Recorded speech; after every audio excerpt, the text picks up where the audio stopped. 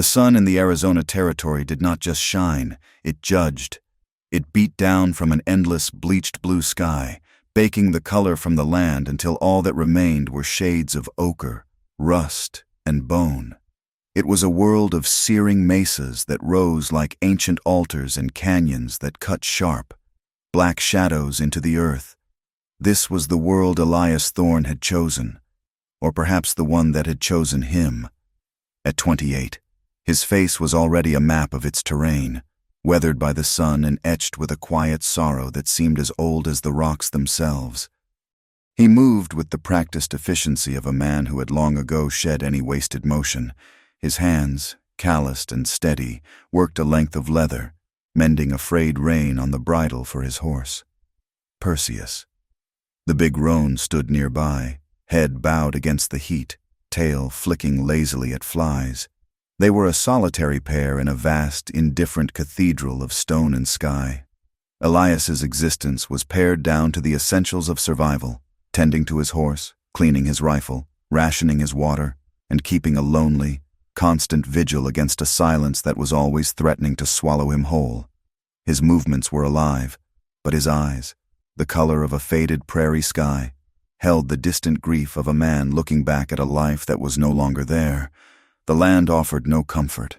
It was too old, too vast, too ambivalent to the small, fleeting agonies of men. It had seen mountains rise and crumble, and the loss of one man's world was less than a whisper in the wind that scoured the canyon walls.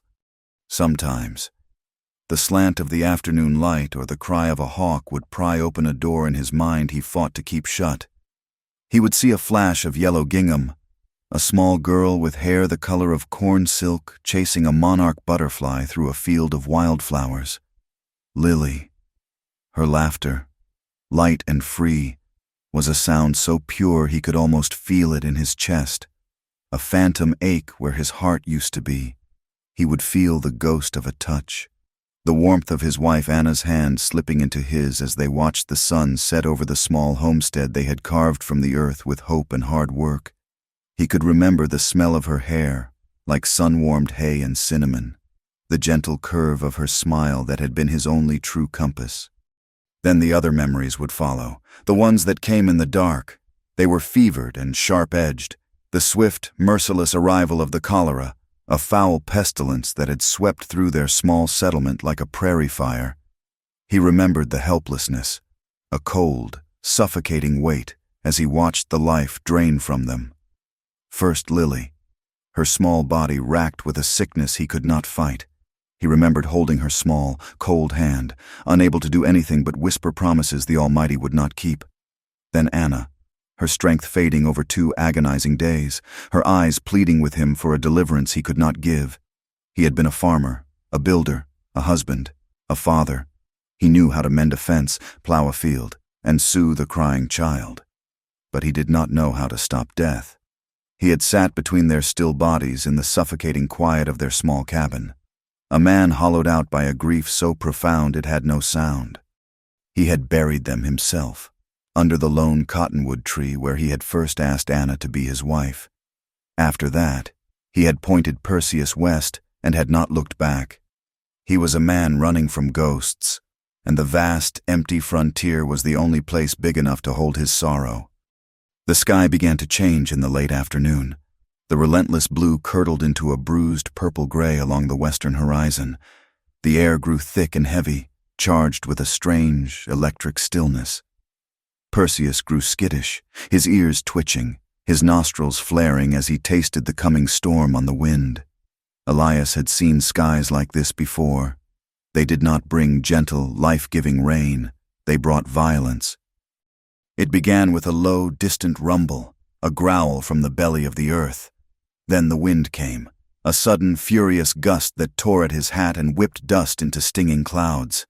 Within minutes, the world was plunged into a twilight gloom.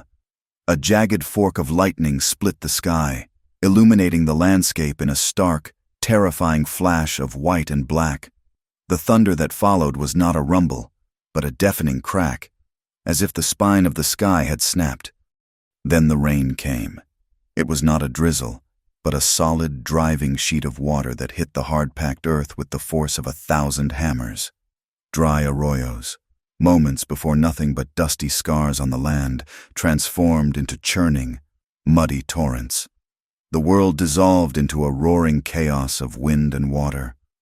Elias led Perseus to the meager shelter of a rock outcropping, the lee side offering a small reprieve from the direct assault of the storm.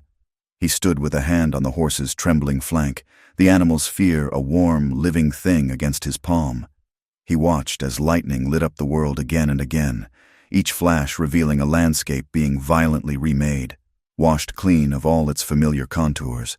The storm was a raw display of nature's overwhelming power, a reminder of how small and fragile a man was in the face of it.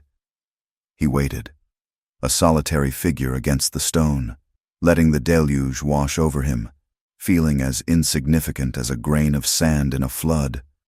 As quickly as it had begun, the storm passed. The roar softened to a murmur, the rain to a drizzle, and then silence. The sun broke through the retreating clouds, its light glinting off a world that was slick and new, carved and scoured by the flash flood. The air was clean and cool, smelling of wet earth and sage. Elias stepped out from the shelter, his boots sinking into the soft mud. The arroyo that had been a dry wash was now a wide, still raging river, the color of coffee and silt, carrying with it a cargo of uprooted bushes and broken branches. Driven by a grim curiosity, he followed its new path, Perseus trailing behind him. The power of the water was awesome. It had torn away entire sections of the canyon wall and deposited them downstream.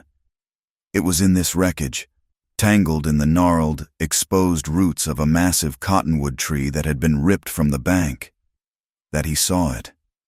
At first, it was just a patch of brown and a shock of black against the mud. As he drew closer, his heart began to pound a slow, heavy rhythm against his ribs. It was the body of a young woman. She was Apache, her buckskin dress torn at the shoulder and soaked through, clinging to the lines of her still form. Her black hair, long and thick, was fanned out in the dark silt like a crow's wing. Her face was turned away from him, half buried in the mud. One arm was flung out, as if reaching for something. She was lifeless. For a long moment, Elias froze. The image of Anna and Lily, their faces pale and still in the lamplight of the cabin, flashed in his mind with searing clarity. The old, familiar helplessness washed over him, a cold tide of grief and failure. He had stood by once before and watched death take what he loved. The world seemed to tilt on its axis, the roar of the river fading to a dull hum in his ears. He was back in that silent room, a powerless witness to the finality of loss. But then something shifted. This was not the slow, wasting sickness. This was the river. This was different. He moved closer, his boots squelching in the mud. He knelt beside her and gently, carefully, turned her over. Her skin was cold to the touch, and a faint blue tint colored her lips. Her face was young, with high cheekbones and a strong jaw, peaceful in its stillness. He put his ear to her mouth, listening for the faintest whisper of breath, his fingers pressing against the cold, wet skin of her neck, searching for the faintest flutter of a pulse. There was nothing. She was gone. Yet as he looked at her still face, a memory surfaced, unbidden. A traveling doctor, a man with spectacles and a booming voice, passing through their settlement years ago. He had been full of strange, new ideas from the East. Elias and the other homesteaders had listened with a mixture of skepticism and fascination as he described a new technique for reviving the drowned. A method of forcing breath back into lungs that had stopped, of pushing on the chest to make the heart remember its rhythm. At the time, it had sounded like nonsense, like something close to black magic. He hesitated, a war of instinct and reason raging within him. This was an Apache woman. To touch her was to cross a line, a boundary that in this land was often drawn in blood. The act itself, the intimacy of it, the strangeness, felt like a profound violation. His mind screamed at him to leave her, to let her be, to offer a prayer for her spirit and move on. It was not his place.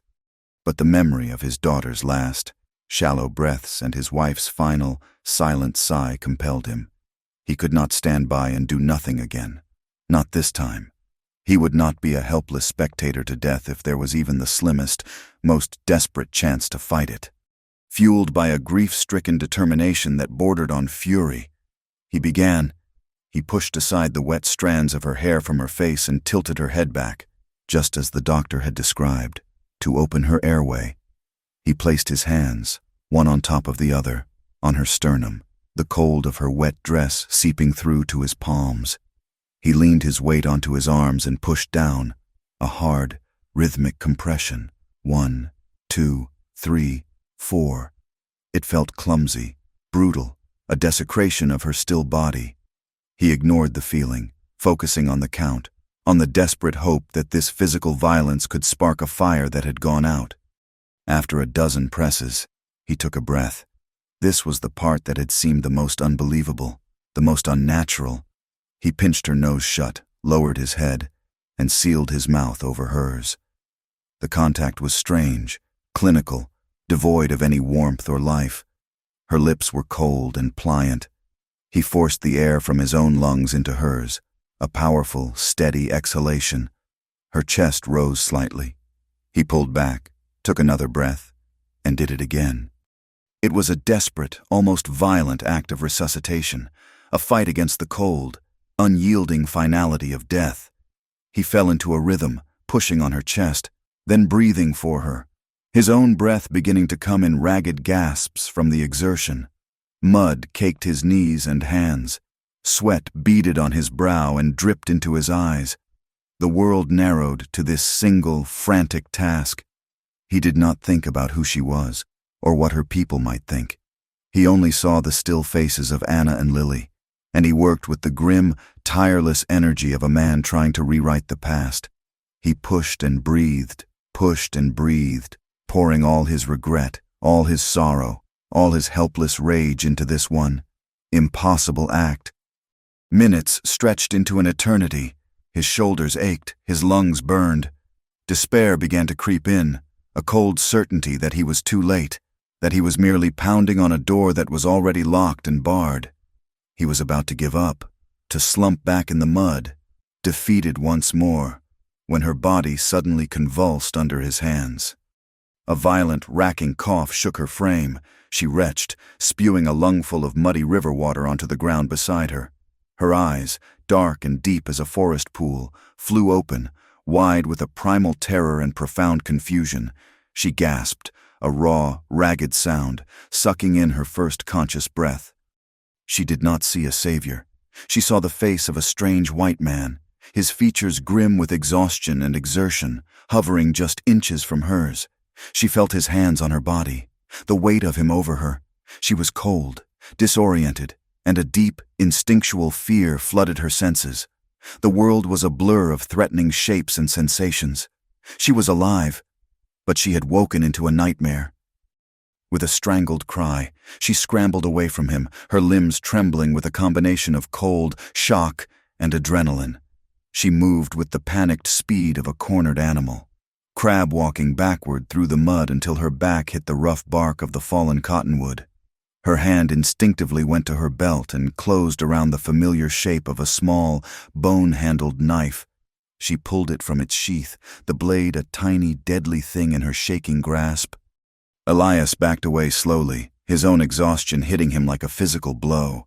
He raised his hands, palms open, a universal sign of peace he prayed she would understand. "Easy now," he said, his voice hoarse. "I was just helping." The words were meaningless to her, just foreign sounds from the mouth of the man who had been on top of her when she woke from the darkness. Her dark eyes, filled with suspicion and terror, darted from his face to the river, to the unfamiliar landscape, trying to piece together what had happened. She was alive, but she was in the hands of an enemy.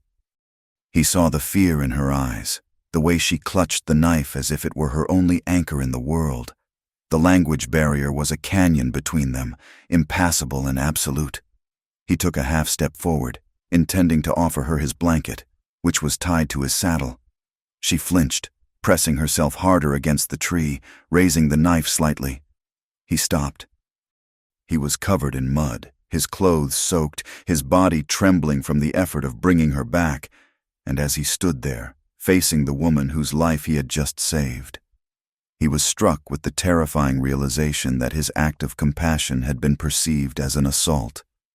He had fought death for her, and in her eyes, he was the monster.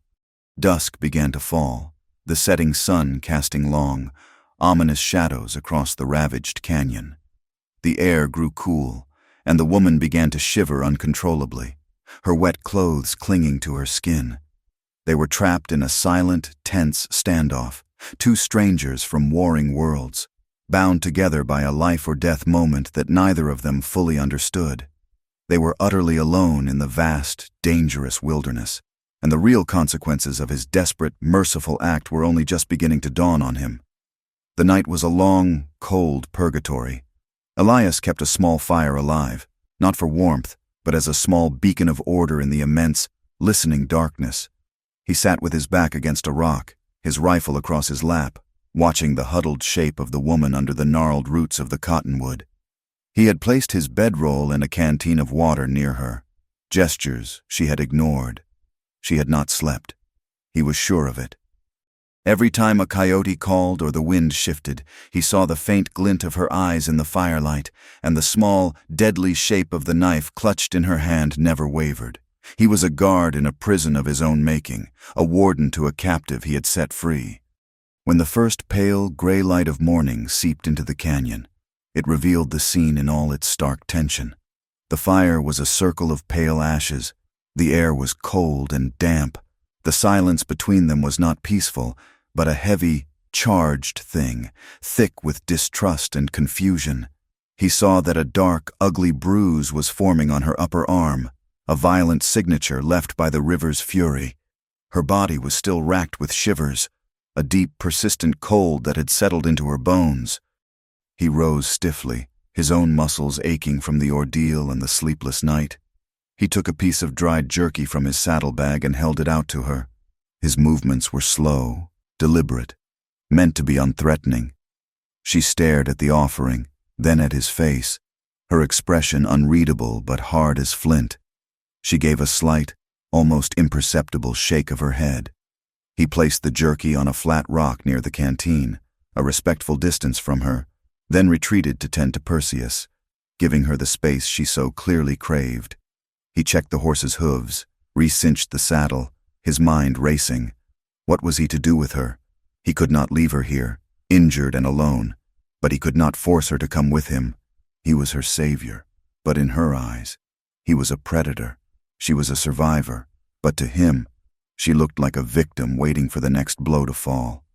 The fragile quiet of the morning was shattered not by a sound, but by a presence. One moment, they were alone in the canyon. The next, they were not. 3 men stood on the rocks above them, materializing from the landscape as if they were carved from the stone itself. They were Apache, their bodies lean and hard, their movements possessing a silent, fluid grace that made the hair on Elias's neck stand on end. They held rifles with a casual deadliness. Leading them was a man who seemed to be the physical embodiment of the harsh land itself. He was tall for his people, with a face of sharp angles and a gaze as fierce and penetrating as a hawk's. His eyes, eagle-sharp, took in the scene below, the dead fire, the white man with his horse, and Nayland, huddled and disheveled by the riverbank. What he saw was not a rescue. What he saw was the confirmation of his deepest fears, the aftermath of an abduction, a violation. A flicker of raw disbelief crossed his face, instantly replaced by a mask of pure, cold fury. Elias had no time to react. He had barely registered their appearance when the leader, Kale, let out a sharp cry. The warriors descended the rocks with the speed and certainty of a landslide. Elias reached for his rifle, but it was a futile gesture. Before his hand could close around the stock, one of the warriors was on him, a blunt force striking him behind the knee, sending him sprawling into the mud. He landed hard, the air knocked from his lungs. He looked up, his mind reeling, and saw Kale standing over Naylan, speaking to her in a torrent of rapid guttural Chiricahua. Elias pushed himself up onto his elbows, his hands raised. He had to make them understand. He pointed a muddy finger at the still swollen river, then at the woman. He mimicked the act of resuscitation, pressing his hands against his own chest, desperate to convey the truth. "She was drowned," he gasped, the words useless but torn from him by instinct. "I helped her." His gestures were a fatal mistake. To Kale, whose face was contorted with a possessive rage, it looked like a grotesque and mocking pantomime. He saw not an explanation, but a boast, a vile reenactment of the white man's crime. With a roar of fury, Kale turned from Nalin, strode to Elias, and swung his rifle. Elias saw the movement, a blur of wood and steel, and then a blinding, explosive pain erupted on the side of his face. The world dissolved into a flash of white light, then darkness. He came to, moments later, with a searing pain in his head and the taste of blood in his mouth. He was being hauled to his feet. His arms were yanked painfully behind his back, and supple leather thongs were wrapped around his wrists, biting deep into his flesh. He heard Nalin cry out, a weak, protesting sound that was cut short by a sharp command from Kale. She was surrounded by the other warriors, their questions sharp and accusing. She was trying to speak, her voice thin and trembling, but her own shock and the trauma of the past day made her story disjointed, the words tumbling out in a way that sounded like panicked, unbelievable excuses. Elias was shoved forward, stumbling. The journey began. It was not a march. It was an ordeal, a calculated act of cruelty designed to break him. He was forced through treacherous terrain at a punishing pace, his bound arms making it impossible to keep his balance. He was prodded with rifle barrels, shoved over rocks, and dragged through thorny scrub. The sun climbed higher in the sky, beating down on his bare head. His throat grew thick with a thirst so profound it felt like he was swallowing dust. When he stumbled and fell, he was kicked until he rose again. He was not being treated as a prisoner to be questioned, but as a defiler, a piece of filth to be scourged. Through the haze of his pain, he watched them. He saw their incredible skill, the way they moved through the mountains without disturbing a stone, their knowledge of the land so complete it seemed a part of them. He also saw their utter contempt for him, a hatred that was cold and absolute. He saw Kale walking near Nalin, his hand often resting on her arm, his tone a strange mixture of possessive concern for her and simmering rage directed at Elias. He was her protector, and Elias was the beast from which she needed protection. The irony was a bitter acid in Elias's throat. After hours that felt like days, they arrived at the encampment, a rancheria hidden deep in a protected canyon of the Dragoon Mountains. It was a collection of wickiups, brush and hide dwellings that blended almost perfectly with the landscape. His arrival was not quiet. A cry went up, and people began pouring out of their homes. The entire tribe seemed to gather as he was dragged, stumbling and bleeding into the center of the camp. The air, which had held the peaceful scents of wood smoke and roasting agave, now filled with shouts of anger. The grief that had been held for Nalin's presumed death, a heavy blanket of sorrow, was now transformed into a sharp, focused blade of communal fury, and it was pointed directly at him.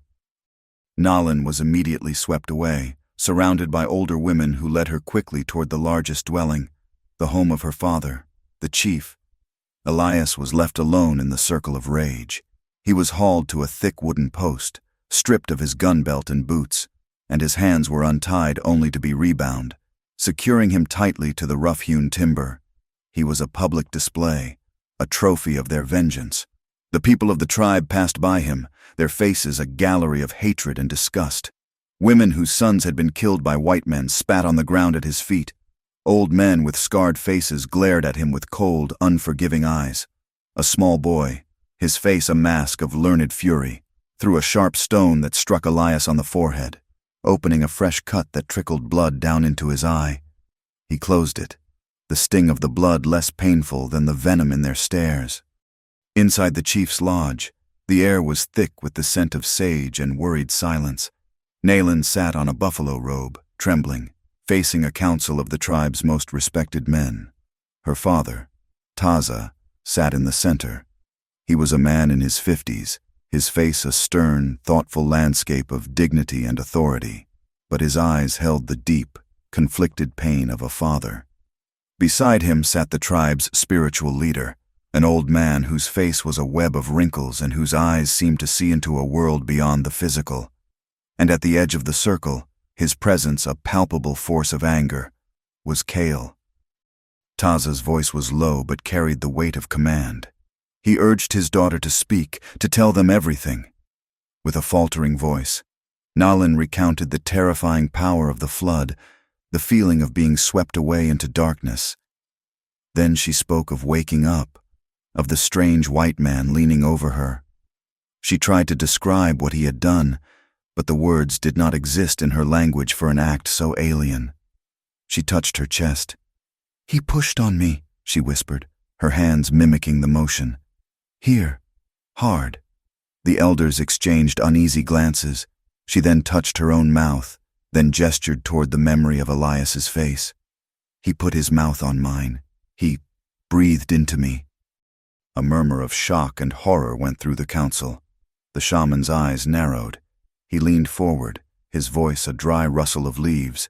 To him, this was not medicine. This was a form of dark, powerful sorcery. The breath was the vessel of the spirit, the sacred gift of Usan, the life-giver. For a man to force his own breath, his spirit, into the body of another was an unthinkable violation. It was a spiritual pollution, a tethering of her soul to his. He had not just touched her body, he had stolen a part of her spirit, creating an unnatural, unholy bond that defiled her. The gratitude she felt, the confusing sense that this man had pulled her back from the silent land of ghosts, was lost. It could not be translated. The act was so culturally taboo that it could only be interpreted as a deep and unforgivable transgression. Kale's voice cut through the stunned silence, sharp and hard as obsidian. He stood, his fists clenched. "He is a liar and a monster," he declared, his voice ringing with conviction. He found her helpless on the riverbank and took advantage of her. He fouls the air with his excuses. This talk of breathing into her is a trick, a white man's sorcery to confuse us. He has dishonored her. He has dishonored our people. I claim the right of vengeance. I will wash the stain of his touch from her honor with his blood. His words landed with heavy force. He was the tribe's fiercest warrior, Nalin's betrothed. His honor was tied to hers. Taza listened, his face a mask of stone, his heart torn between his love for his daughter and the unyielding demands of tradition and law. The council was undecided, but Kale's voice, fueled by a righteous fury, held great sway. Finally, Taza spoke, his voice heavy with judgment. The white man would not be killed, not yet. He would be held until the spirits gave them a sign, until they could purify Nalin from the white man's influence. For Elias, this was no reprieve. It was the beginning of a slow, meticulous torment. He was left tied to the post, exposed to the elements like an animal staked out for bait. During the day, the relentless Arizona sun beat down on him, cooking his skin, cracking his lips, and boiling the thoughts in his head. At night, the cold desert air descended, seeping into his bones, leaving him shivering uncontrollably in the thin darkness. He was denied food. Once a day, a woman would come and pour a small amount of water into his mouth, just enough to keep him alive, to keep him conscious for the ordeal. His torment was a public spectacle, a constant, visible reminder of the tribe's power and wrath, and a warning to any other outsiders who might dare to trespass. Days bled into one another in a haze of pain and thirst. He began to suffer from sunstroke, his mind drifting into a feverish delirium. The faces of the Apache who passed by him blurred and distorted, their angry shouts becoming a meaningless drone. His mind retreated to another time of helpless suffering, to the dark, fever dreams that had claimed his family. He saw Lily's face, her skin flushed with fever, her eyes wide with a fear he could not soothe. He felt Anna's hand, hot and dry in his, her breathing growing shallow. He was back in that silent cabin, trapped, powerless, watching death do its slow, patient work. He had come to this empty land to escape those ghosts, but he had only found a new hell. He believed, with a dull certainty that settled in his gut like a stone, that he would die here, tied to this post, a world away from everything he had ever known, condemned to a slow, agonizing death for an act of mercy. From the shadows of her father's wickiup, Nayland watched. Each day, she saw him weaken, his head slumping lower on his chest, his skin blistering in the sun. The tribe celebrated her return, her miraculous survival. But every feast felt like ashes in her mouth. Every song of gratitude felt like an accusation. They saw a monster tied to a post, but when she looked at him, she saw the face that had hovered over her as she took her first breath. She saw the man who had pulled her from the cold, silent darkness of the river. A profound and dangerous guilt began to grow in her heart, a living thing that twisted and coiled, warring with a lifetime of tradition and belief. She was watching the man who saved her life being slowly, methodically killed in her name, and she did not know what to do. A week passed, each day a mirror of the last. For Elias, it was a slow, searing descent into oblivion. The sun was a merciless torturer, peeling his skin and baking his thoughts into a feverish slurry. The nights were a different kind of agony, a deep, shivering cold that promised no relief. He became gaunt, his frame shrinking against the post, his lips cracked and split, a roadmap of his suffering. He was a man being unmade, one agonizing hour at a time. From the shadows of her family's dwelling, Nayland watched. The celebrations for her safe return had faded, but the tribe's mood of righteous anger had not. They saw the white man at the post as a symbol of their victory over a defiler. They saw justice being served. Nayland saw something else entirely. She saw the face that had pulled her from the silent, suffocating darkness of the river. She saw the eyes that had been inches from hers when she had gasped her first lungful of air. The gratitude she felt was a dangerous, poisonous secret. It coiled in her stomach, a knot of guilt and fear and a strange, fierce protective instinct that defied all logic and loyalty. She could not reconcile the monster her people saw with the savior she remembered. The dissonance was a constant, silent scream in her mind. One night, the 7th since he had been tied there, she could bear it no longer. The image of his head slumped on his chest, the dry rasp of his breathing in the dark, had finally broken through her fear. Waiting until the last embers of the communal fires had died down and the camp was wrapped in a deep, star-dusted sleep, she committed her first act of quiet rebellion. She took a small, soft leather waterskin, filled it from an olla in her dwelling, and slipped out into the moonless night. She moved with the silence that was her birthright, a shadow among shadows.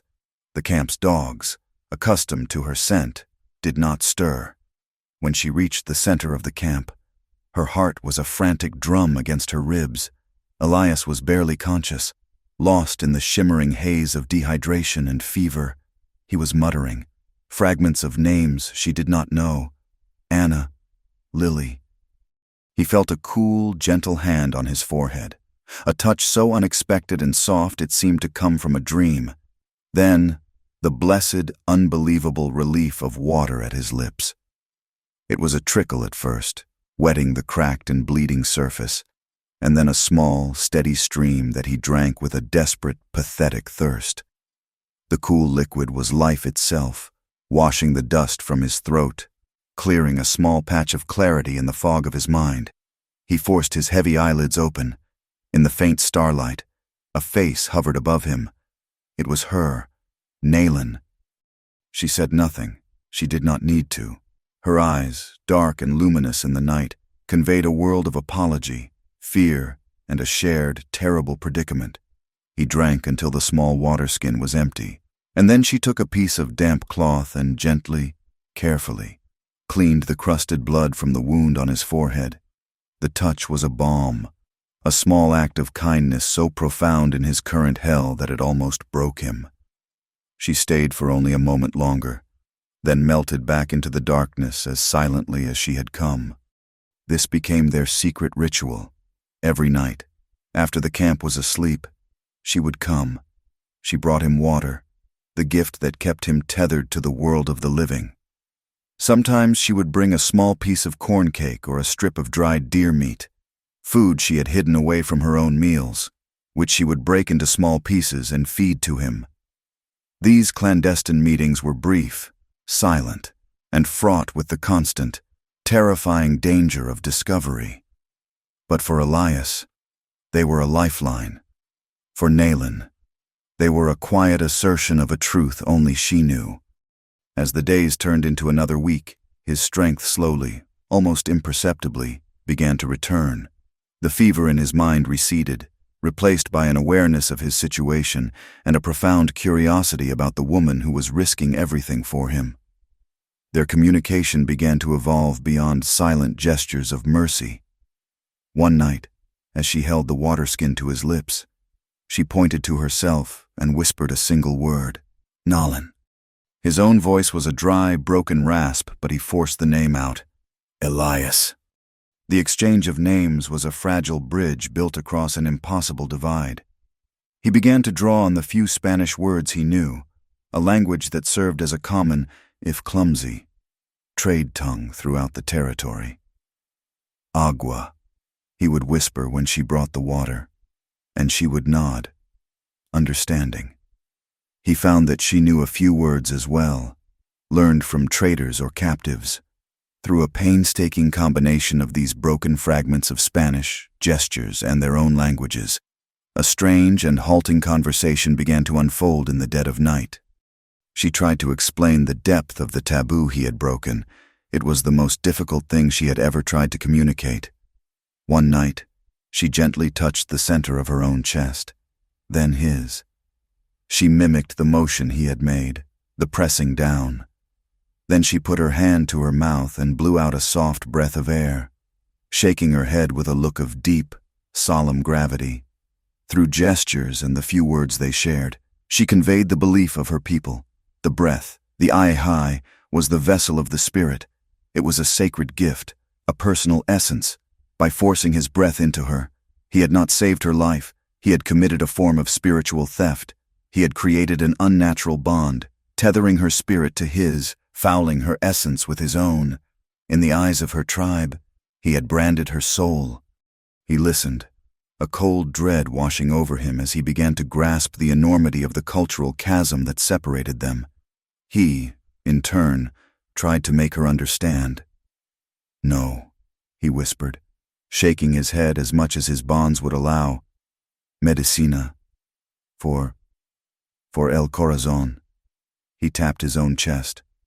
"For breath." He demonstrated on himself, showing how the pressing was meant to make the heart and lungs work again. He tried to explain that it was a physical act, not a spiritual one, a simple scientific principle he barely understood himself, but knew to be true. The tragedy of their situation became starkly, cruelly clear. His act of pure, desperate science was her people's act of dark, defiling magic. His attempt to save her body was, to them, an assault on her soul. Their shared understanding of this impossible conflict deepened the fragile intimacy between them. One night, as she was cleaning his wrists where the leather thongs had rubbed them raw, he noticed a thin, silvery scar on the back of her hand.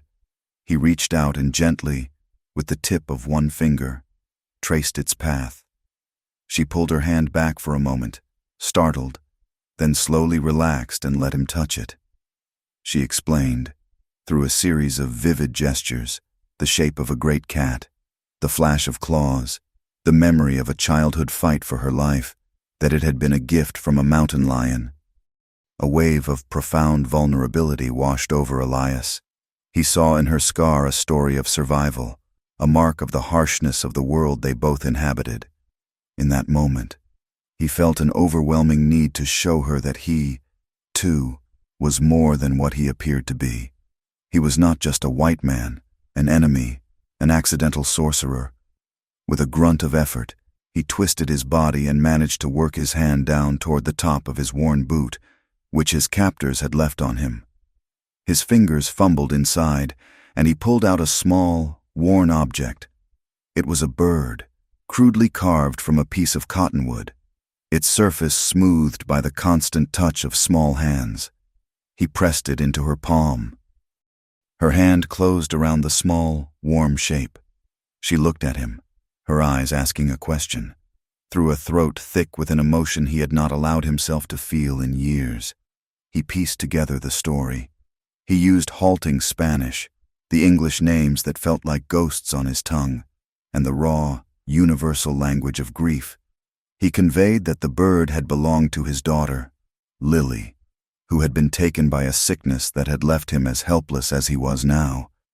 He touched his chest, the ache for his lost family a physical pain. He showed her that he, too, knew loss, that he, too, had been left alone by a cruel and indifferent world. This was the turning point. As she looked from the small, pathetic bird in her hand to the raw grief in his eyes, something shifted within her. He was no longer the abstract symbol of an enemy people. He was a man, a father who had grieved, a human being whose pain she could understand. In that silent, shared moment of sorrow, she saw his humanity, and he, in her compassionate gaze, saw hers. The small wooden bird became a symbol of their shared pain and the fragile, dangerous trust that was blooming between them in the dark. She closed her fingers around it tightly and, without a word, hid it within her dress. But their secret could not remain a secret forever. Cale was not a fool. He was a hunter, a warrior, and a keen observer of men. He had expected the white man to be dead by now, or at least broken and delirious. Instead, he saw a prisoner who, though still weak and battered, was no longer fading. The spark of life in the man's eyes was not dimming. If anything, it was growing stronger. Cale also observed Nalin. The haunted, traumatized look she had worn upon her return was gone. In its place was a new light, a quiet defiance, a resolve that had not been there before. He became intensely suspicious. Her grief for her ordeal seemed to have been replaced by a secret preoccupation. He began to watch her closely. One night, his suspicion hardening into certainty, he followed her. He hid in the deep shadows behind a neighboring wickiup, his anger a cold, hard knot in his gut as he watched her creep to the post. He saw her give the prisoner water. He saw her clean his wounds. He saw them speak in low whispers, their heads close together in the darkness. He felt a surge of possessive, jealous rage so powerful it almost blinded him. He did not confront her at the post. To do so would be to expose her treason to the entire tribe, to subject her to a judgment he was not yet ready for her to face. His cunning was as sharp as his hatred. He waited, a patient predator, until she had finished her merciful work and slipped back toward her dwelling. As she rounded the corner into the deep shadow of the lodge, he stepped out, blocking her path. She gasped, stumbling back, the empty water skin falling from her hand. His face was a mask of cold fury in the starlight. Before she could speak, he grabbed her, his fingers biting into her arms. The confrontation was brutal, terrifying, stripped of all the respect he had once shown her. "You betray your people," he hissed, his voice low and venomous. "You sneak in the dark to nurse a white dog who defiled you." "He did not," she began, but he cut her off, his grip tightening. "Silence!" His possessiveness and jealousy erupted, raw and ugly. "Your honor is my honor. It is mine to protect, mine to avenge. I see now that his sorcery has poisoned your mind. You will not go near him again." He pushed her back against the rough wall of the lodge, his face close to hers, his eyes burning with a cruel light. "If I see you near him again," he whispered, each word a deadly promise. "I will not wait for Taza's sign. I will not wait for the council. I will walk to that post, and I will kill him myself." Slowly. He held her there for a moment longer, letting the vile promise sink in, showing her the depths of the cruelty he was capable of. Then he released her and was gone, vanishing back into the darkness. Nayland was left trembling, leaning against the wall for support. The breath knocked from her body. She realized with chilling certainty that Elias was no longer just in danger from the tribe's judgment. He was in mortal danger from Cale's personal, obsessive hatred. The threat solidified Nolan's resolve, transforming her guilt and compassion into a desperate, steely purpose. Her nightly visits now carried an even greater weight of desperation and finality.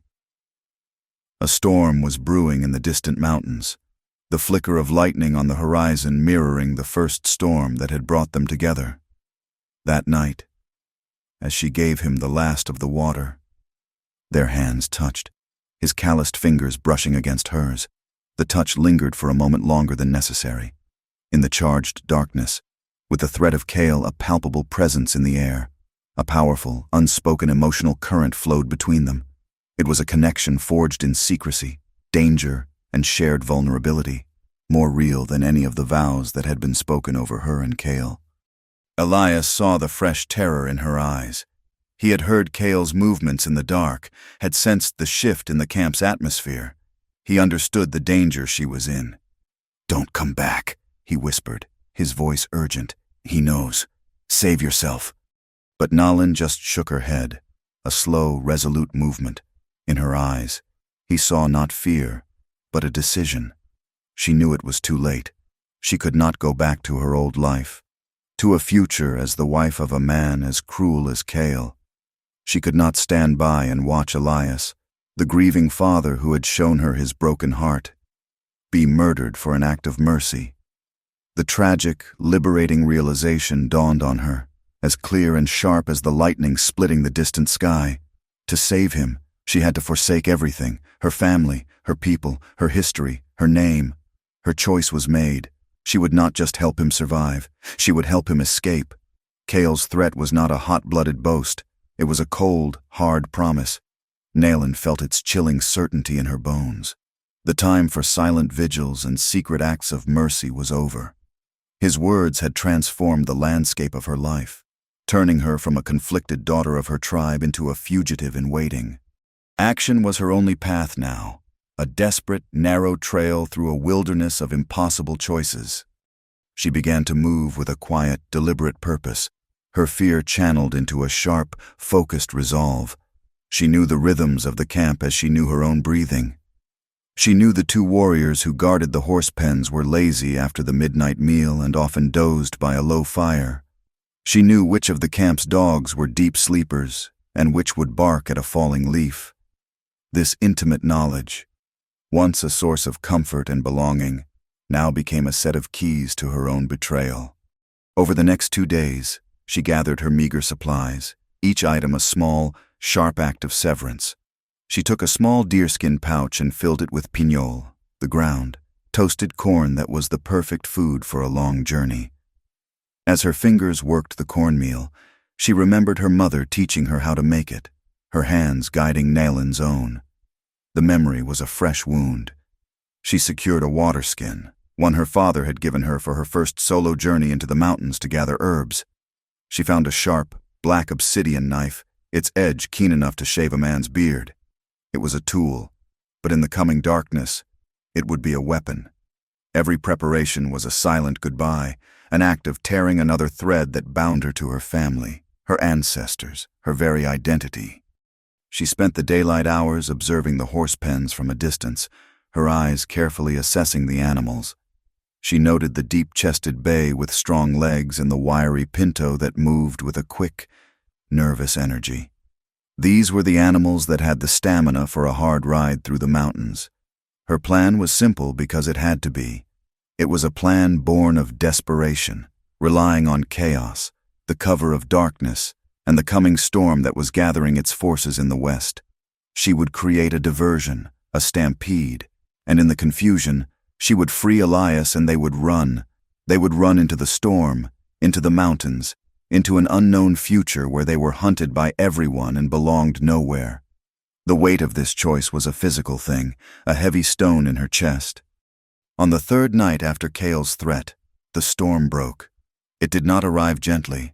It descended on the camp with a sudden, wild fury that rivaled the one that had almost claimed her life. A savage wind tore through the canyon, ripping at the hides of the wickiups and sending firebrands scattering from the campfires. Then came the rain, a cold, blinding deluge that turned the camp into a sea of mud and chaos. It was the perfect cover. Her heart pounding a rhythm of terror and resolve, Naylin slipped out of her dwelling. She was a ghost in the maelstrom, the roaring wind and drumming rain swallowing any sound she might make. She crept toward the horse pens, the obsidian knife clutched in her hand. The two guards were huddled under a small overhang, their heads bowed against the sheeting rain, their attention on keeping their small fire from being extinguished. They never saw her. She moved to the crude rope fence of the corral. With swift, sawing motions, she cut the thick ropes that formed the enclosure. Then, grabbing a fallen branch, she struck the flank of the nearest horse, a loud slap that was lost in the thunder. The animal shrieked and bolted. Its panic was a contagion. In a matter of seconds, the entire remuda, a dozen horses, surged through the broken fence, a wave of thundering hooves and panicked whinnies. They scattered into the stormy darkness, a chaotic, uncontrollable stampede. Shouts of alarm rose from the guards. The camp began to stir, men emerging from their dwellings, their voices sharp with confusion and anger. The diversion was everything she had hoped for. In the midst of the chaos, Naylin ran, her moccasins slipping in the slick mud, toward the center of the camp. Elias was awake. He had been listening to the storm, feeling the change in the atmosphere, a strange, electric tension that had nothing to do with the weather. He saw her before she reached him, a fleeting shape in the rain, moving with a desperate urgency. She did not speak. There was no time. She fell to her knees behind the post and began to saw at the thick leather thongs that bound his wrists. The obsidian was brutally sharp. The bonds, softened by days of rain and his own sweat, parted strand by strand. The moment his hands were free, a surge of life, of hope, flooded through him. She pulled him to his feet. He was weak, his legs unsteady after so many days of disuse. He leaned on her for a moment, his strength failing him. "Where?" he began, but she just pulled at his hand, her grip surprisingly strong. They ran. They melted into the tempestuous darkness. Two desperate figures swallowed by the wind and the rain, just as the warriors, led by a furious Cale, began to realize that the chaos of the stampede had been a prelude to a much greater crime. The prisoner was gone. By morning, the storm had passed, leaving behind a washed, clean world and a camp in an uproar. Cale stood in the center of the circle of elders, his face a mask of cold, absolute rage. His honor had been publicly shamed. The prisoner he had captured, the man who had defiled his betrothed, had vanished from the very heart of their camp. And Nalin, his Nalin, was gone with him. The betrayal was a sharp, physical pain, a knife twisting in his gut. This was no longer a matter of tribal justice. It was a personal vendetta. "I will bring them back," he said, his voice low and deadly. "I will find them, and I will show them what becomes of traitors and their white dogs." He assembled a party of the 4 best trackers and warriors in the tribe, men as lean and relentless as he was. His rage was not hot and chaotic. It had cooled into a tool, a sharp, focused instrument of the hunt. The narrative of his mind shifted. He was no longer a warrior, he was a hunter, and his prey had a 2-hour head start. He began at the post, his eyes scanning the muddy ground. He moved with a predator's economy of motion, his senses alive to the story the earth had to tell. It did not take him long. There, leading away from the post, were the tracks. 2 sets. One was the small, neat print of Naylin's moccasins, a sight that made his jaw tighten. The other was the clumsy, heavy mark of the white man's boots, deeper on one side where he had stumbled, still weak from his ordeal. Cale followed the trail to the edge of the camp, where it disappeared into the rocky terrain leading up into the mountains. He knew these mountains better than any man alive. He knew every canyon, every spring, every secret game trail. He looked up at the vast, unforgiving wilderness, a cold, confident smile touching his lips. He would run them down. It was only a matter of time. For Elias and Nahlan, the flight was a harrowing ordeal, a brutal journey of survival that began the moment they left the camp. They had no horses, no food beyond the small pouch of pinole, and only one waterskin. They were two fugitives, running on raw nerve and fading strength. The mountains that had been a distant, beautiful backdrop were now a formidable, terrifying enemy. They quickly fell into a rhythm born of necessity, their combined skills becoming their only hope. Elias, with his settler's knowledge of steady, plodding survival, knew how to pace them, how to conserve energy, to not let their initial panic burn them out. He insisted on short rests, on carefully rationing their meager supplies. Nahlan, with her deep, ancestral knowledge of the land, was their guide and provider. She was the one who knew how to move across the rocky ground without leaving a clear trail, how to use the landscape itself as a shield. She led them to a hidden seep in a rock face where they could refill their waterskin. She found a patch of wild onions and dug up the small, sharp-tasting bulbs with her knife. They were no longer Apache and white man, separated by a gulf of culture and language. They were two human beings, stripped down to the bare essentials, depending on each other for every single breath. They climbed sheer rock faces that left their hands bloody and their muscles screaming. They waded for miles through the icy, rushing water of a mountain stream, the cold biting at their flesh, in a desperate attempt to hide their scent from the trackers and any dogs they might have. At night, they did not risk a fire. They huddled together for warmth in the deep crevices of rocks, the cold of the high desert a constant, predatory thing. In those long, dark hours, wrapped in a single, worn blanket he had managed to grab from his saddle before his capture, their shared struggle erased the final barriers between them. He could feel the fine tremor of her shivering, the steady, rhythmic beat of her heart against his back. The constant proximity and the ever-present threat of discovery accelerated their emotional connection into something deep and profound. They learned to communicate with a glance, a touch of the hand. He saw the incredible strength and resilience behind her quiet, watchful exterior. She was not a fragile victim. She was a survivor, as tough and enduring as the mountains themselves. She, in turn, saw past the grief-stricken facade he showed the world. She saw the unwavering decency, the gentleness in the way he helped her over a difficult ledge, the quiet respect in his eyes. On the third day of their flight, they had a close call that nearly ended their run. They were resting in a thicket of manzanita when they heard the faint sound of dislodged pebbles from the ridge above. Nahlan pulled him instantly, without a word, into a narrow crevice between two massive boulders. They pressed themselves into the tight space, the cold stone hard against their bodies. They held their breath as two of Kale's warriors passed mere feet from their hiding place. They could hear the low murmur of their voices, see the fringe on their leggings through a crack in the rock. Elias and Nahlan were pressed together in the dark, their breathing synchronized, their shared fear a palpable, living thing in the small space. He could feel the frantic beat of her heart against his chest, or perhaps it was his own. In that terrifying, endless moment, they were each other's only ally, the only other person in the world who understood the mortal peril they were in. The terror of the moment gave way to a profound, unspoken sense of connection when the warriors finally moved on. They were in this together, until the end. After days of relentless pursuit, they were at the end of their strength. They were gaunt, starving, their bodies covered in cuts and bruises. They had managed to throw Kale off their trail, for now, by navigating a treacherous, crumbling canyon pass during a small rock slide that had obliterated their tracks. But they knew it was only a temporary reprieve. They stumbled onward, driven by sheer will, when they heard a new sound, a steady, rushing murmur.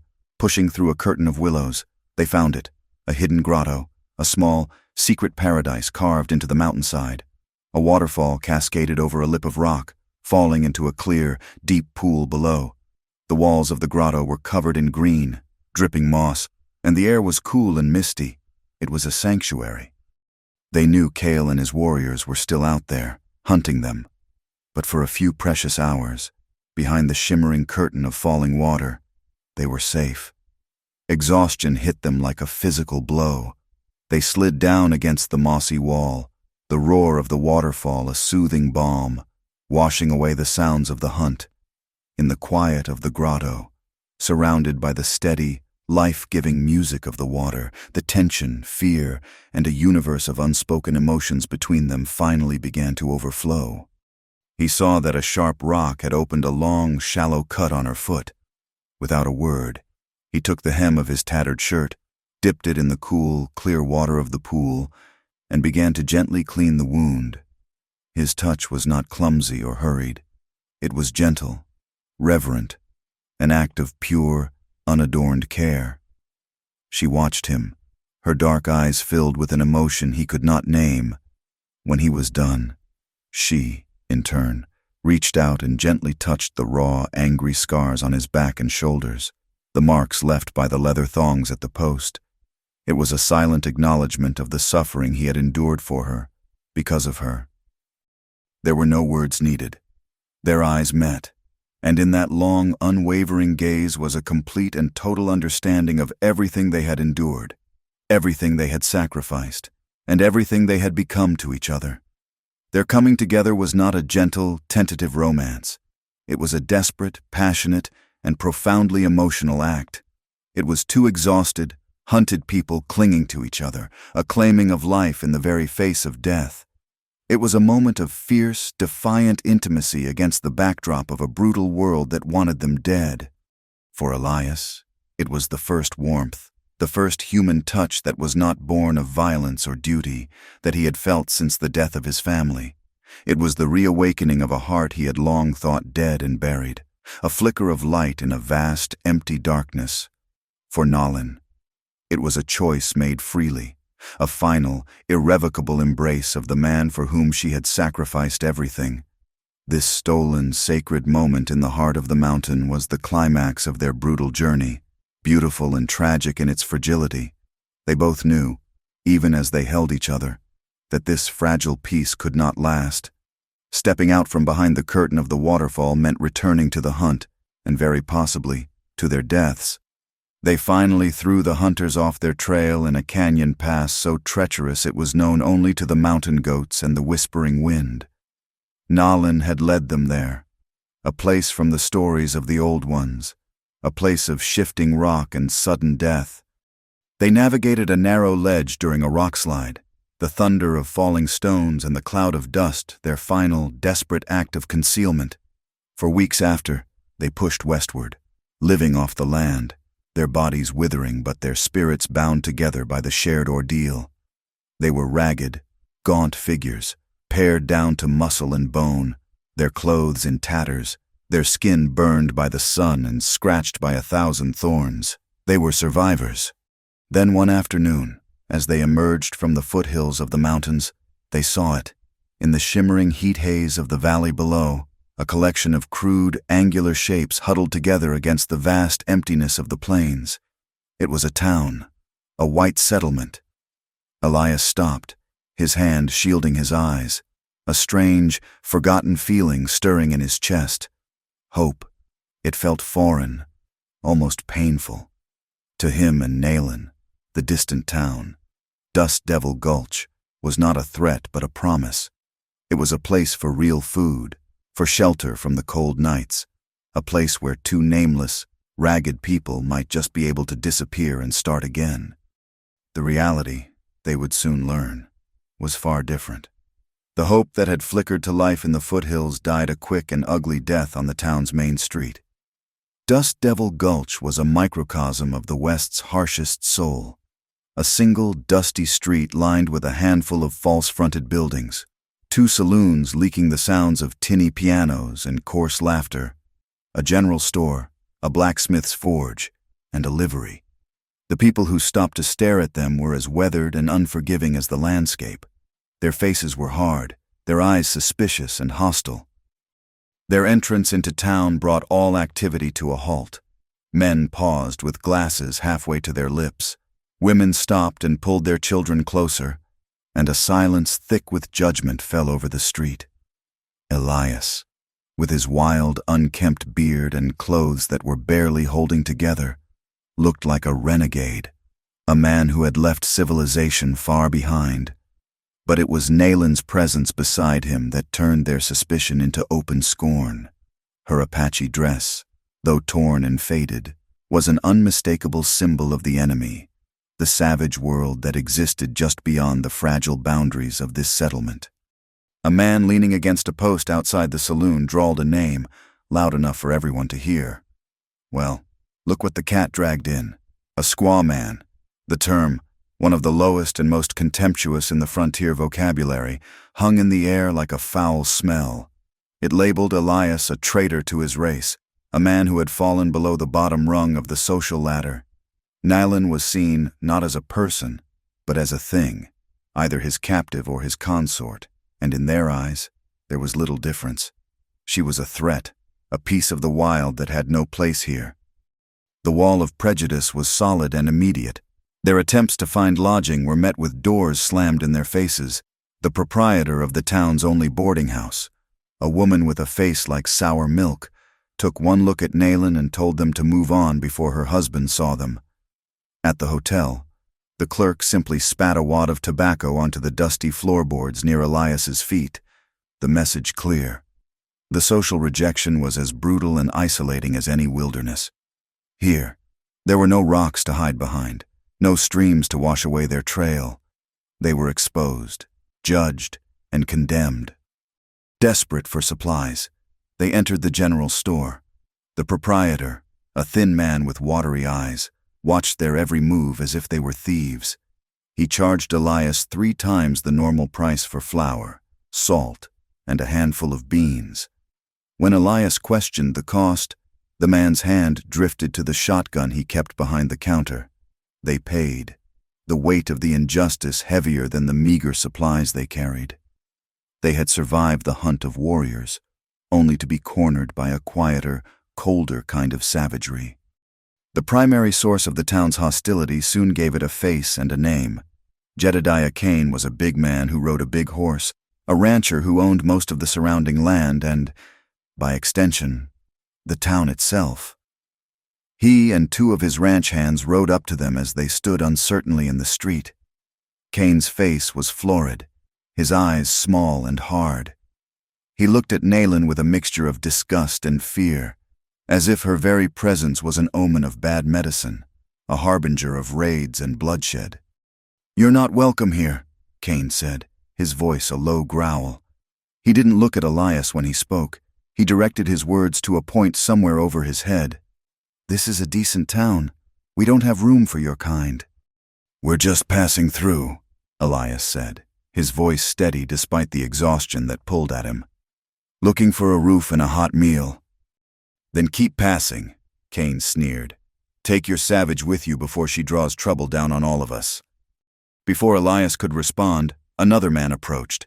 He wore a tarnished silver star pinned to his vest. This was Sheriff Brody, a man with a weak chin and shifty eyes that refused to meet Elias's gaze. He was clearly a man who served Kane, not the law. "Mister, Kane is right," Brody said, his voice lacking any real authority. "This town has rules. We don't want any complications. Any trouble starts, we'll know who to blame." He gestured vaguely down the street. "Best you move along." The message was unambiguous. The law would offer them no protection here. They were on their own. Just as their last ounce of hope was about to crumble into the dust, a voice cut through the tension. "They can stay with me." All eyes turned to the woman who had spoken. She was in her late 50s, her face lined with the grief and hard work of a frontier life, but her back was straight and her eyes were clear and defiant. Her name was Sarah. She was a widow who lived on a small, struggling homestead on the outskirts of town, a patch of land that Jedediah Kane had been trying to get his hands on for years. Her husband had been killed in a mining accident a decade earlier, and she had fought tooth and nail to keep her small plot of earth ever since. She looked at Elias, and a flicker of recognition crossed her face. "You're one of the Thorn boys, aren't you? I knew your family, back before the sickness. You have your father's eyes. More than that, she was a woman who had known profound loss and understood what it meant to be an outcast in a town that valued conformity above all else. She saw not a renegade and a savage, but two desperate human beings in need of kindness. Taking a great personal risk, she stood up to Cain. There's an old line shack at the far edge of my property. No one's used it in years. They can have the use of it. Cain glared at her, his face darkening with anger. But Sarah did not flinch. Defying him publicly was a dangerous game, but for a moment, he was silenced. He shot Elias one last look of pure hatred, then wheeled his horse around and rode off, his men following like vultures. Sheriff Brody simply shrugged and shuffled away. The shack was not much. It was 4 crumbling adobe walls and a roof that was more hole than thatch. But to Elias and Nayland, it was a sanctuary. It was a place to be still, a place to be safe. In that small, dilapidated cabin, they found a period of fragile, unhoped-for peace. The days that followed were filled with the quiet, emotionally rich moments of building a life, a stark and beautiful contrast to the violence and prejudice that surrounded them. They worked together, falling into a simple, easy rhythm. He, with his farmer's strength, reset the heavy timbers of the roof. She, with her knowledge of the earth, mixed mud and grass to chink the walls, her hands moving with a practiced, graceful efficiency. They were a team, their shared work a silent conversation that deepened the bond between them. The world outside the small patch of land faded into a dull murmur. Here, in their small haven, they began to truly learn each other. He started to teach her English words. He would point to the sky. "Sky," he would say, his voice gentle. She would repeat the word, her accent adding a soft, musical quality to the harsh language. In return, she taught him the Chiricahua names for the stars that filled the vast, dark sky above their cabin. He learned to say the names of the constellations that her people had watched for 1,000 years. It was an exchange of worlds, a weaving together of 2 languages, 2 lives. Sarah, true to her word, became their lone ally.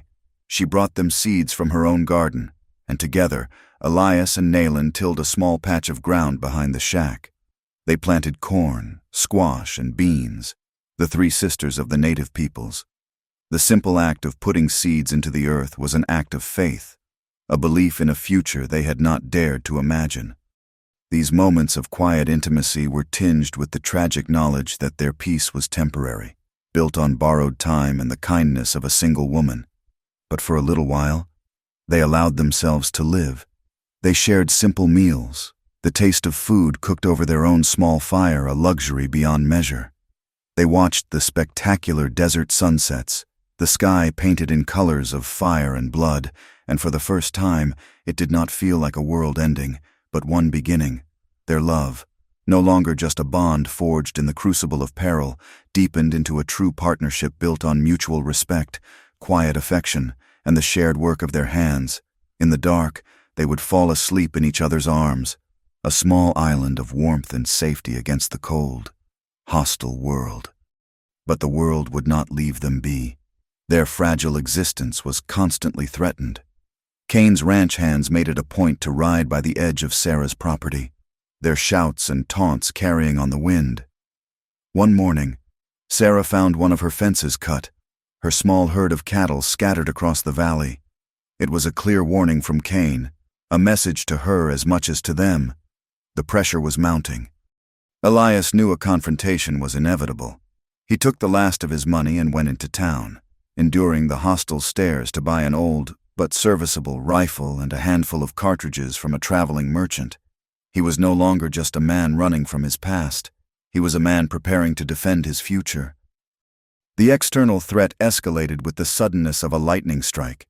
A lone army scout rode into Dust Devil Gulch, his horse lathered, his face grim. He brought news that sent a wave of panic and fury through the town. A small, determined war party of Chiricahua Apache, led by a fearsome warrior named Cale, had been spotted in the nearby hills. The scout was clear. They were not raiding for cattle or supplies. They were hunting. Their target, according to the tracks they were following, was two people, an Apache woman and a white man. The news was a spark thrown into a powder keg. The town's simmering fear of a general Indian attack now had a single identifiable source: the outcasts living on Sarah's land. They were the cause. They were the magnets drawing this danger down upon everyone. Jedediah Kane seized the opportunity. He stood on the porch of the saloon, his voice booming across the street, rallying the frightened and angry townsmen. He declared that they would not wait for the army, that they would not wait to be attacked. They would ride out and solve the Indian problem once and for all. He formed a posse, a disorganized, whiskey-fueled mob united by their fear and hatred. His true intention was clear to Elias when he heard the news from a terrified Sarah. Kane's posse intended to kill not only Cale and his warriors, but Elias and Nayland as well. They would wipe out the entire problem in one bloody campaign. The trap was closing. Elias stood outside the small shack he had come to think of as home, the old rifle heavy in his hands. He looked to the mountains, where Cale, the embodiment of a past that would not let them go, was hunting for him. He looked toward the town, where Kane, the embodiment of a future that would not have them, was gathering his own hunters. They were caught in a deadly crossfire, besieged by two different worlds, two forms of relentless, unforgiving hatred. Their brief, fragile peace was about to be shattered. This was where they would make their final stand. Sarah arrived just before dusk, her face pale and etched with a fear that chilled Elias to the bone. She had been in town for supplies and had overheard everything. Kane's speech on the saloon porch, the drunken shouts of the men volunteering for the posse, the cold, hard glint in the sheriff's eyes. They were coming. And from the other direction, the Army Scouts' warning still hung in the air like a death shroud. Cale was coming too. Their brief, fragile period of peace was definitively, irrevocably over. The final night in the small shack was a long, quiet vigil. The air was heavy with unspoken fears, with the profound, suffocating sense of impending doom. There was no talk of running. They had run for weeks, across mountains and through canyons. They had run until the world ran out of places for them to hide. This small patch of earth, this crumbling cabin, was the end of the line. This was where they would make their stand. In a deeply emotional, almost ceremonial silence, they prepared for the battle to come. By the flickering light of a single tallow lamp, Elias sat on the packed earth floor, cleaning the old rifle. His hands moved with a slow, deliberate grace, oiling the action, checking the firing pin, wiping down the long barrel until it gleamed dully in the dim light. Each movement was a prayer, a meditation on the violence the morning would bring. Across from him, Nayland sat with a whetstone, sharpening the obsidian knife to a razor's edge. Her hands were steady, her focus absolute. Beside her lay a short, powerful bow she had crafted from a length of seasoned mulberry wood, and a small clutch of arrows, their stone points wicked and sharp, their fletching made from the feathers of a hawk. They did not speak of survival, of the slim, almost non-existent chance they had. To speak of it would be to give power to the hopelessness that crouched in the corners of the room. Instead, they spoke of the time they had been given. "These past few months with you," Elias said, his voice low, the sound of his oiling rag a soft counterpoint. "They've been more of a life than all the empty years that came before." He looked at her, his gaze holding all the grief he had carried, and all the peace she had given him. "I had forgotten what it felt like, to build something, to have a reason for the sun to come up." Nayland paused her work, her dark eyes reflecting the lamplight. She reached up and touched the small, worn wooden bird that he had given her, the one she now wore on a leather thong around her neck. It rested in the hollow of her throat, a constant, tangible reminder of the man he was, the father he had been. "You gave me back my breath," she said, her voice a soft whisper that was almost lost in the quiet. "On the riverbank, you breathed life back into me. I will not let anyone take yours." Their love, born in the chaos of a flash flood and a misunderstanding, forged in the fires of a relentless hunt, and tempered in the quiet peace of this small, doomed sanctuary, was now their only armor against the coming darkness. It was all they had left. The attack came with the dawn. The first light was a pale, bloodless gray, spilling over the eastern horizon and revealing a world holding its breath.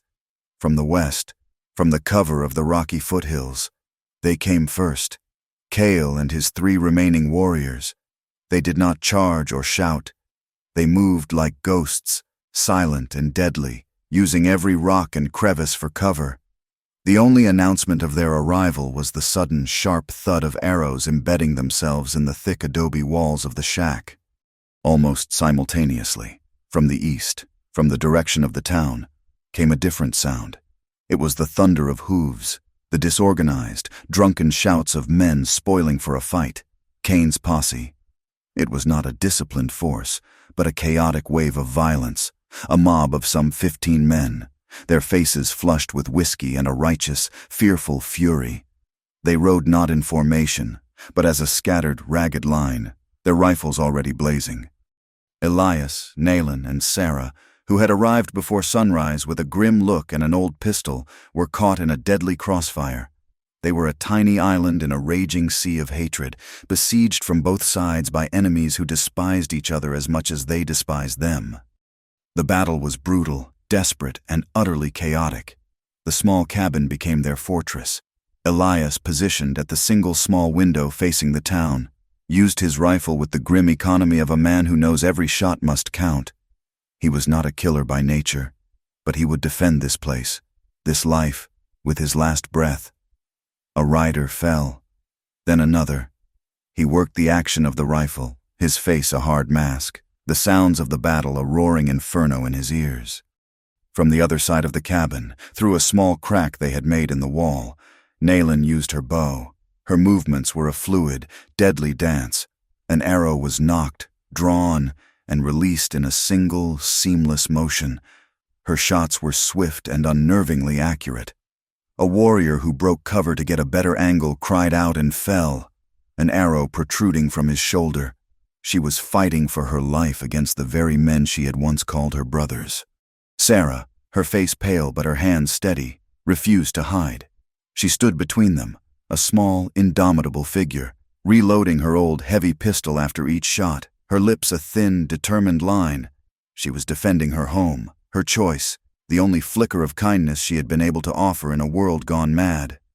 The first great tragedy of the day came not from the silent, skilled warriors, but from the chaotic, undisciplined mob. A stray bullet from the posse, fired without aim or thought, tore through the thin wall of the shack. Sarah cried out, a short, sharp sound of surprise, and crumpled to the floor. Elias was at her side in an instant, turning her over. A dark stain was spreading across the front of her simple dress. Her eyes were wide, not with fear, but with a kind of weary resignation. He lifted her head into his lap, Naylan kneeling beside them, her face a mask of anguish. "Fools," Sarah whispered, a trickle of blood at the corner of her mouth. "They're all just frightened fools." She reached up and gripped Elias's arm, her strength already failing. "You live," she rasped, her eyes pleading with him. "You and the girl, you live. That'll be a victory." Her hand went limp. Her eyes stared up at the leaking roof, seeing nothing. She was gone. Her death was a gut-wrenching, senseless loss. She had been their only friend, the only kindness and acceptance they had found in the so-called civilized world. Elias laid her gently on the floor, a cold, hard rage solidifying in his heart. There was no more time for grief. Grief was a luxury for the living. As the battle raged, the chaos escalated. The two attacking forces, their vision tunneled on the cabin, began to clash with each other. A ranch hand from the posse, maneuvering for a better shot, stumbled into the path of one of Kale's warriors. The fight was short and brutal. The ranch hand fell, a knife in his throat. Kane's men were undisciplined, their shots wild. Kale's warriors were skilled guerrilla fighters, using the terrain to pick off the exposed and clumsy townsmen one by one. The battle for the cabin devolved into a swirling, bloody melee, a war of all against all. Slowly, the numbers began to tell. One of Kale's warriors was shot down by a lucky shot from the posse. Another was trampled by a panicked horse. Eventually, the fight narrowed, the storm of chaos contracting into a series of desperate, personal confrontations. Cale, his last warrior having fallen, finally breached the cabin's meager defense. He kicked in the door, his singular, obsessive focus on one man, Elias. The two men stood for a bare second, facing each other across the small, dim room over the still body of Sarah. In that moment, they were the twin poles of Naelin's fractured world, the past and the future, the man she was supposed to marry, and the man she loved. Then they lunged. Their struggle was savage, primal. It was not a clean fight with fists, but a desperate, hand-to-hand battle for survival. They crashed through the flimsy furniture, their grunts of effort and pain the only sounds in the cabin. Cale was fueled by a righteous, jealous rage. Elias was fueled by a desperate, protective love. The fight spilled out of the doorway and into the open, the ground already littered with the dead and dying. It was a battle of equals, a man of the wilderness against a man of the frontier. But Cale's all-consuming rage gave him an edge. He was fighting for vengeance. Elias was fighting for a life he had only just begun to believe in again. Cale gained the upper hand. He knocked the rifle from Elias's grasp and tackled him to the ground. He drew his knife, the blade glinting in the morning sun. He straddled Elias, his face a mask of triumphant hatred, and raised the knife for the killing blow. Naelin, who had been fighting off a townsman at the side of the cabin, saw it happen. Time seemed to slow down. She saw Cale, the man who had been her childhood friend, the warrior she was supposed to build a life with, poised to kill the man who had saved her, the man who held her heart, the man who was her entire world. She was faced with an impossible, soul-shattering choice: to let the man she loved die, or to kill one of her own people. With a cry of pure animal anguish that was torn from the deepest part of her soul, she made her choice. She ran forward and drove her own obsidian knife into Cale's side, just under his ribs. The shock and pain of the blow made Cale cry out. His arm wavered. It was the only opening Elias needed. He surged upward, knocking Cale's knife hand aside and driving his own body forward, ending the fight with a final, brutal surge of desperation. Cale fell, rolling onto his back, the knife still in his side. He was mortally wounded. He looked up at Naelin, who stood over him, trembling, the tears streaming down her face, her hands covered in his blood. In his dying moments, the rage finally faded from his eyes. He looked at her, and in his gaze there was not hatred, but a flicker of a profound and tragic understanding. He understood everything in that last terrible moment. At that same instant, Jedediah Cain, his face a mask of triumphant fury, saw his chance. Most of his posse was dead or scattered, but he saw his two primary targets, together and vulnerable. He raised his rifle, taking careful aim at Naelin. But Cale, with his last ounce of strength, performed a final, ambiguous act, whether it was out of a last, lingering protective instinct for the woman he had lost, a grudging respect for the man who had fought him so fiercely, or pure, unadulterated hatred for the white rancher who had brought this final chaos. No one would ever know.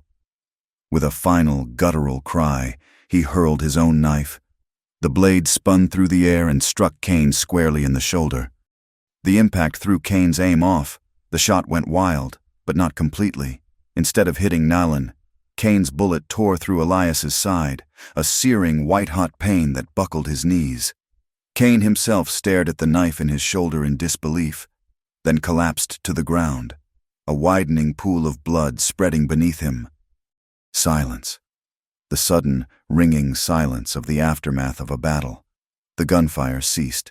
The shouts died away. The ground was a terrible tableau, littered with the bodies of warriors and settlers. The leaders of both factions of hatred lay dead or dying in the dust. In the eerie, blood-soaked quiet, a second group of Apache riders appeared on the ridge overlooking the homestead. It was Chief Taza and several of the tribe's elders, fearing that Cale's rashness and thirst for vengeance would bring ruin. Taza had followed him. He took in the scene of utter carnage below, the dead townsfolk, his tribe's finest dead warriors, and his daughter, covered in blood, desperately trying to save the life of the white man who was bleeding out in her arms. Taza's gaze was drawn to Nalan's neck. He saw the small, crudely carved wooden bird. He looked from the bird to his daughter's grief-stricken face, to the dying face of Kale, and then to the wounded white man she was cradling. And in that moment, he finally understood the whole tragic story that words could never properly tell. There were no accusations. There was only a profound, bottomless sorrow. He knew she could never come home now. Her choices, her love, her survival had made that impossible. He raised a hand, not in anger, but in a gesture of acknowledgement. He gave her a single, slow nod, a sign of his grief, of his understanding, and of a final, heartbreaking farewell. Then he and his men turned their horses and rode away, melting back into the mountains, leaving Nalan and Elias to their fate. The story ends in the ruins of the cabin, the sun rising on a scene of devastation. Nalan is tending to Elias's severe wound, her hands washed clean of Kale's blood, now working with the sure, steady knowledge of Apache medicine. She has packed the wound with herbs to stop the bleeding and is binding it with strips torn from her own dress. He is weak, drifting in and out of consciousness, but he is alive. They have survived, but they have lost everything. Their homes, their people, their only friend. They are scarred, physically and spiritually, by the terrible price of their love. They are truly and completely alone, two solitary figures in the vast, indifferent West. But they have each other. As Nalan holds his hand, whispering his name, their future is a vast, terrifying unknown. But their bond, forged in violence and misunderstanding and tempered by a love that overcame all prejudice, remains. It is a single, resilient glimmer of hope in the profound darkness of their tragic, hard-won peace. Thank you for listening to our story around the campfire. We encourage you to comment with where you are listening from to connect with fellow travelers on the trail, and please subscribe to the Wild West Campfire channel and share your thoughts in English.